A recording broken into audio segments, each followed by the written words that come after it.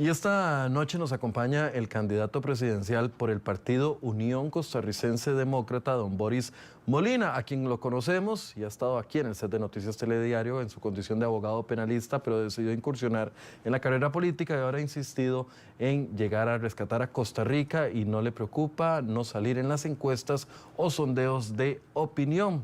Vamos a conversar con él a continuación. Don Boris, buenas noches. Muy buenas noches, Michael, y muy buenas noches a todos los televidentes. Muy contento de estar aquí en lo que considero mi casa. En un cambio de sombrero, siempre lo he entrevistado como experto y analista y ahora en esta faceta política. ¿Cuándo tomó la decisión y por qué se inclinó por este partido, don Boris? Claro, bueno, eso fue allá por el mes de noviembre del año anterior. Decidimos dar esta lucha, ¿verdad? Esta pelea por rescatar Costa Rica, justamente. Creemos que estamos preparados para poder tomar las riendas del gobierno y hacer lo que creemos que no se ha hecho en los últimos gobiernos, y entonces por allá del mes de enero ya logramos conciliar o coincidir más bien con doña Marisela Morales Mora, que es la presidenta de este partido, Unión Costarricense Democrática, y hicimos una labor titánica de reconstrucción de las estructuras del partido de febrero a julio, y culminamos en agosto ya con la asamblea de elección de los candidatos. Hicimos las 84 asambleas cantonales, las 7 provinciales y 2 nacionales para llegar a este punto, y aquí estamos ahora, Michael. Unión Costarricense Democrática no es la primera vez que participa en una elección nacional. La segunda vez sería esta, sí, señor. ¿En algún momento cómo les fue en la primera opción? ¿Tuvieron alguna posibilidad de llegar a alguna candidatura o alguna algún curul, más bien, alguna curul en la Asamblea Legislativa? No, ¿se acercaron o no? En esa ocasión, para la presidencia de los 25 candidatos, doña Marisela ocupó el lugar número 17, y ahora venimos con todo el deseo de poder alcanzar no solo la presidencia de la República, sino también un buen número de diputados. Justamente ahora que mencionaba lo de las encuestas, ese no temor es por una razón muy sencilla, Michael, y lo hemos explicado, porque no existe ninguna razón para tener temor. Los últimos 3 presidentes de la República, a septiembre del año anterior, no estaban ni siquiera en el margen de error de las encuestas, no eran favoritos de nadie y llegaron a ser presidentes de la República. Es más, ninguno de los 3 últimos presidentes tenía ni siquiera un 5% para el mes de diciembre anterior a las elecciones, lo que quiere decir que se convirtieron en presidenciables prácticamente en el mes de enero, un mes antes de las elecciones, en el 14, 18 y 22. Ahora, ¿qué lo hace pensar que esta vez sí lo van a lograr? ¿Qué está haciendo a nivel de partido y de estructura para poder tener una participación que sea más visible para los costarricenses? Bueno, es que tenemos una estructura verdaderamente clara y sobre todo tenemos las ideas que son consecuentes con las soluciones que nosotros esperamos darle a todo el electorado para que una vez más le pueda apostar a una opción que es real. Yo creo que los últimos 3 presidentes han sido una apuesta de los costarricenses y de alguna forma han provocado alguna decepción en un sector importante de la población. Entonces creemos que ahora podemos satisfacer esos intereses y esos deseos de los costarricenses con soluciones muy prácticas y muy claras que responden a las necesidades del día a día, de lo que los costarricenses no es que quieran escuchar, sino que necesitan concretar en hechos, y en eso es lo que estamos.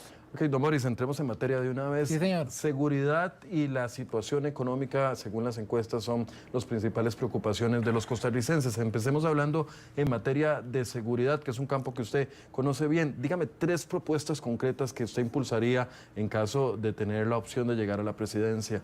Lo más importante, Michael, en esta materia y en cualquier otra, es quitar ese mito de que los gobernantes llegan a hacer cosas profundamente innovadoras y que son genios, que se les ocurrió una idea que nadie ha tenido nunca. No inventemos el agua tibia, aquí hay que hacer las cosas que han sido exitosas en otras latitudes. Entonces, la pregunta primera es, ¿cuál es el país más exitoso del mundo en materia de seguridad?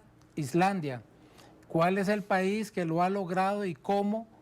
A través de una prevención efectiva, no solo del consumo de droga, sino también de una política criminal adecuada para poder establecer el consumo de droga como el detonante principal de la criminalidad Islandia.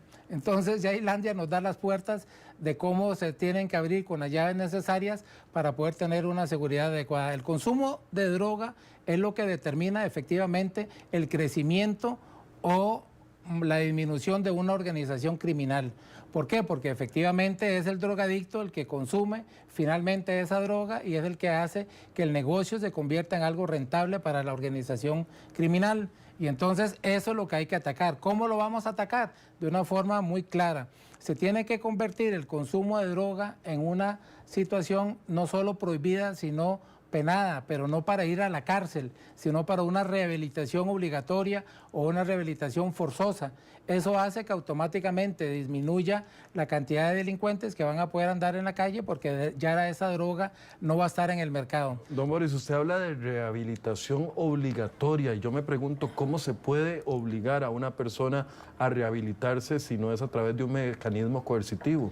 Es un mecanismo coercitivo, efectivamente. Así como una persona que tiene algún problema mental, la podemos obligar a hospitalizarla en un hospital psiquiátrico, valga la redundancia, podemos hacerlo entonces con una persona para obligarla a tener una rehabilitación por el consumo de las drogas. Eso sale, Michael, muchísimo más barato, por ejemplo, que esa persona que termina delinquiendo justamente porque está en el consumo y necesita entonces dinero para poder seguir consumiendo, se termina robando, por ejemplo, un par de zapatos, una ropa o un reloj y entonces lo mandan 5 o 6 años a la cárcel, sale carísimo para el sistema, es una persona que pasa en ocio dentro del sistema, no le produce nada, digamos, a la sociedad y tiene pocas posibilidades de rehabilitación. Okay. Pero, ¿cuál sería la institución? ¿Hay que crear una nueva institución? ¿Hay que crear un nuevo mecanismo? Eso me es lo imagino más que tiene que maravilloso pasar de todo, Michael, a través de una ley. Eso no se ocupa ninguna ley. Ya el sistema de protección y de prevención en materia de droga existe y están involucradas un montón de instituciones que no se les saca el jugo como tiene que sacarse. Póngame un ejemplo para poderlo entender y que nuestros... O sea, obligar a la gente a internarse en el IAFA. No, tiene que haber centros de rehabilitación especiales que son, digamos, en este caso, patrocinados por el IAFA. Hay una serie de organizaciones que están alrededor, como en este caso lo que llama el Consejo de la Droga o la Comisión de la Droga, que es donde se consiguen los recursos necesarios para poder darle esa rehabilitación. ¿De dónde vienen esos recursos? Muchas veces de la misma incautación de los bienes de las organizaciones criminales. Y entonces eso se va a permitir a través de estas otras organizaciones como el IAFA, que los centros de rehabilitación que tienen instituciones que también colaboran económicamente. Incluso, por ejemplo, la Embajada de Estados Unidos es una de estas que está dentro de este sistema de prevención de la droga ya en Costa Rica, institucionalizado. Y repito, lo que sí nos falta, Michael, es la posibilidad de rehabilitación forzosa, porque hasta el día de hoy es voluntaria. A ver si estoy entendiendo. Eso requiere una reforma legal. Ok. El IAFA, usted dice el Consejo de la Droga, ¿se está refiriendo al Instituto contra las Drogas, el financiamiento de ese instituto? Ajá. Ok, ahí es donde quedan los bienes del narcotráfico decomisados, en algunos casos hay que darles mantenimiento, etcétera, etcétera. Hemos visto decenas de reportajes con respecto a que él no da el dinero para poder sostenerlo, entonces habría que inyectarle recursos a esa institución para que financie el IAFA. ¿Estoy entendiendo bien? No, Michael, más bien esa institución lo que hace es recuperar no solo bienes, sino efectivo, por ejemplo, en los cargamentos que ellos, en las incautaciones que le hacen a las organizaciones criminales, parte de lo que les incautan es el dinero en efectivo.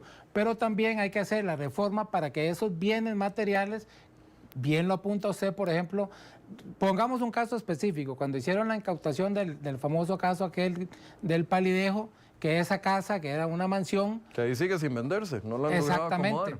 Entonces, como no existe una posibilidad real de materializarla en una venta o en la ejecución, por ejemplo, que se pueden utilizar para que una institución pública funcione dentro de ese lugar, o que se haga un albergue para niños, o incluso un albergue para rehabilitación, como no existe esa posibilidad por un tema de carácter legal, lo que hay que hacer es la modificación precisamente en la ley, no para extraer más recursos, sino para que se puedan aprovechar los recursos que ya se tienen, que no se convierta en un gasto, sino que sea una inversión para poder rehabilitar a a esas mismas personas que están en el consumo de droga, que los queremos sacar de mercado para debilitar la organización criminal. Esa es una forma específica en que podemos ya inyectarle una posibilidad de desarrollo a la solución de la criminalidad en este país. Usted me dice que no requiere más leyes, pero una persona solo puede ser institucionalizada en un hospital psiquiátrico, como el ejemplo que usted ponía, si tiene ya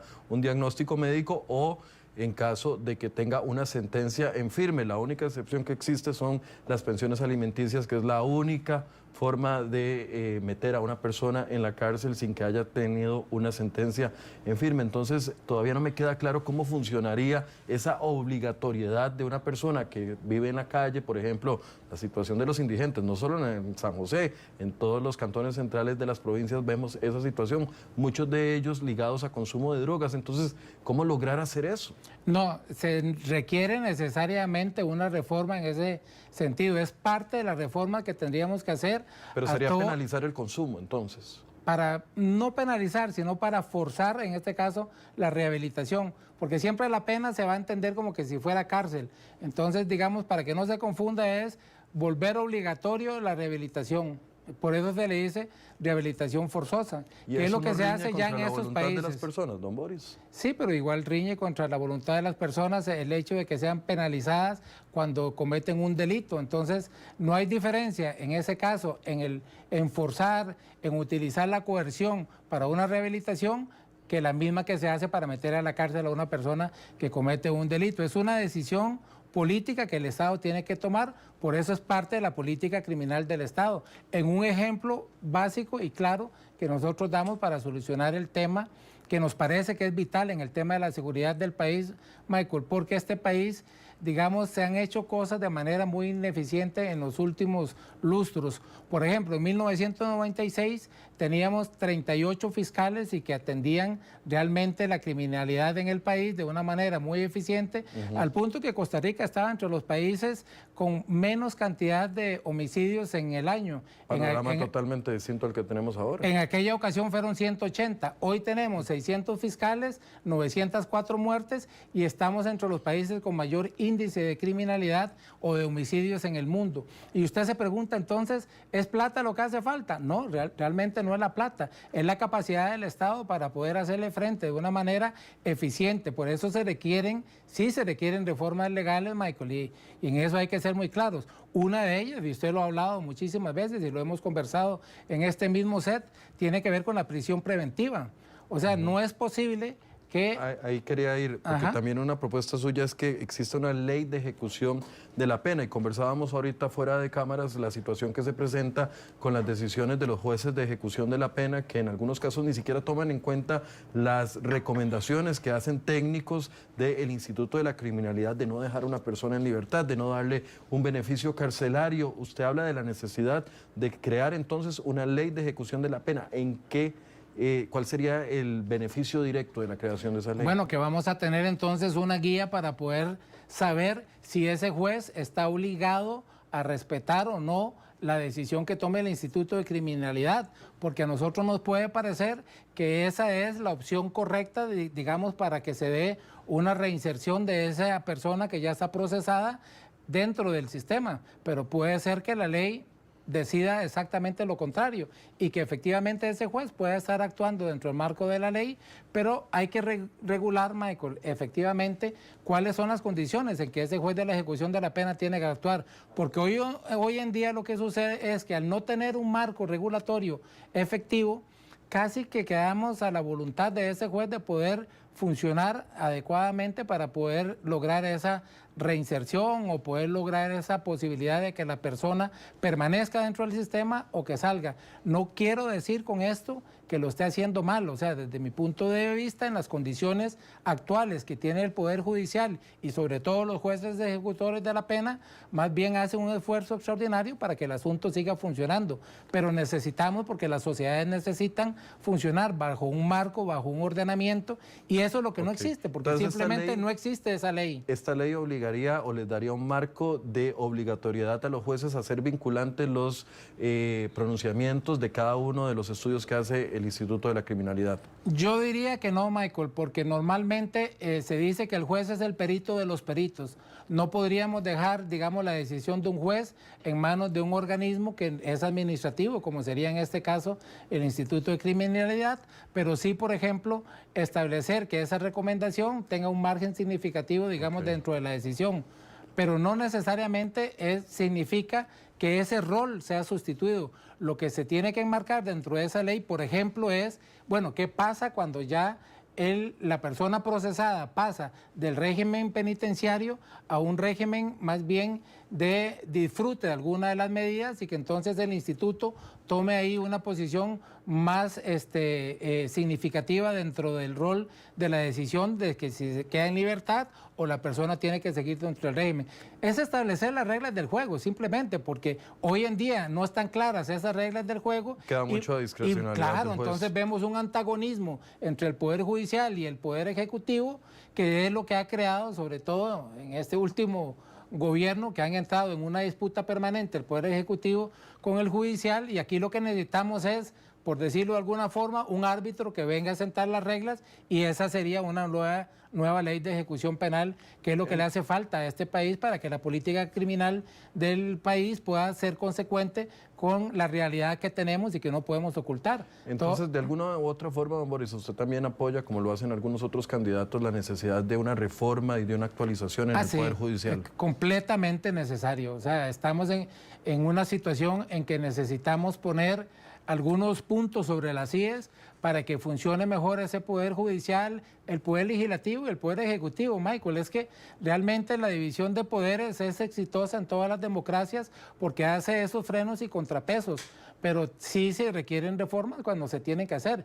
En este caso, por ejemplo, el grado de criminalidad en que nosotros estamos amerita una reforma procesal penal, y yo creo que eso sí es urgente, y por eso me parece que coincidimos no solo todos los candidatos, sino muchísima cantidad de costarricenses. Don Boris, llevamos 17 minutos y solo hemos hablado del tema de seguridad, claro, y yo sé que vamos a tener que ampliar en algún otro momento, pero es que hay otro tema relacionado con seguridad que me llama mucho la atención en su propuesta, y es declarar el sicariato como terrorismo. ¿En qué consiste eso en estos 3 minutos que nos quedan? Bueno, es que básicamente, Michael, cuando un sicario se mete a una escuela, se mete a un bar, lo hace en un desfile público, mata a una persona, fue contratado específicamente para eso, eso provoca terror en las personas, es un acto terrorista.